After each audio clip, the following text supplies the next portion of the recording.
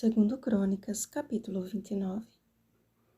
Ezequias e todo o povo se alegraram por causa daquilo que Deus fizera para o povo, porque subitamente se fez esta obra. Versículo 36. Após um período sofrido de uma ímpia dinastia, subiu ao trono de Judá um rei que governou a nação segundo tudo quanto fizera Davi.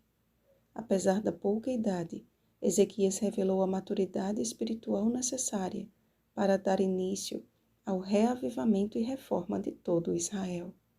Havia, porém, a necessidade primária de realizar esta obra entre os sacerdotes e os levitas. Como líderes espirituais da nação, precisavam assumir a sua própria culpa e negligência e prontamente buscar santificar-se para reassumir seu sagrado ofício. Ao abrir as portas da casa do Senhor e repará-las, Ezequias demonstrou seu fiel compromisso com as Escrituras. Não ousou fazer o que não lhe era lícito, mas procurou reunir aqueles que o Senhor havia separado para o servir no templo.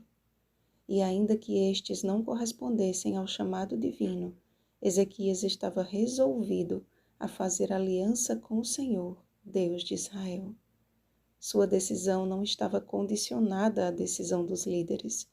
Sua firme decisão foi um poderoso testemunho que motivou os levitas e sacerdotes a agir conforme as suas ordens.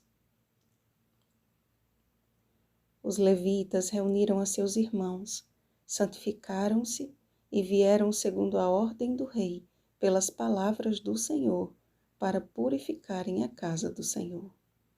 Primeiro houve um preparo pessoal, ou seja, um reavivamento, para depois haver uma reforma. Antes da limpeza do templo físico, deve haver uma purificação do templo do coração. E seguindo essa sequência, tiraram para fora toda a imundícia que acharam no templo do Senhor. Só então foi restabelecido o verdadeiro culto a Deus. Ao som das trombetas e dos instrumentos de Davi, o rei e todos os que se achavam com ele prostraram-se e adoraram. Eles o fizeram com alegria e se inclinaram e adoraram. Além dos levitas e sacerdotes, todo o povo foi convocado para consagrar-se a Deus. E todos os que estavam de coração disposto trouxeram holocaustos. Assim, se estabeleceu o ministério da casa do Senhor. As mudanças promovidas por Ezequias estão carregadas de útil ensino, que não caduca e nem deve ser ignorado.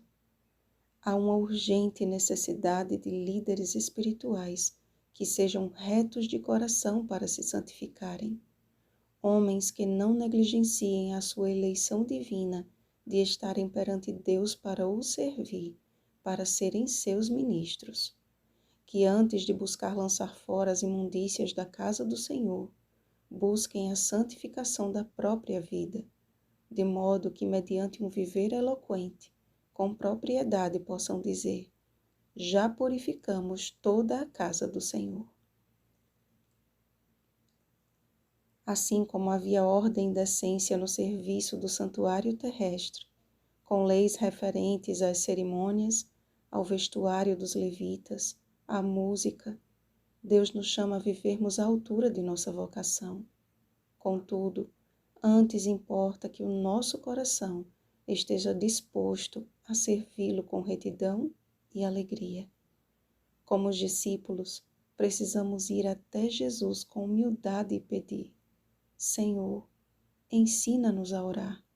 Lucas capítulo 11, versículo 1. Foi após um fervoroso e perseverante período de oração que o Espírito Santo desceu sobre eles. E será assim que o remanescente do Senhor encontrará forças para enfrentar o último e bom combate. Diante de um tempo de apostasia e predominante letargia, não sejais negligentes, mas que a nossa vida esteja constantemente diante do altar do Senhor, em oração e estudo da palavra, e Ele, subitamente, fará a sua perfeita obra em nós, a fim de que estejamos preparados para o retorno do nosso Redentor. Vigiemos e oremos. Bom dia, santificados pela palavra. Oremos pelo batismo do Espírito Santo.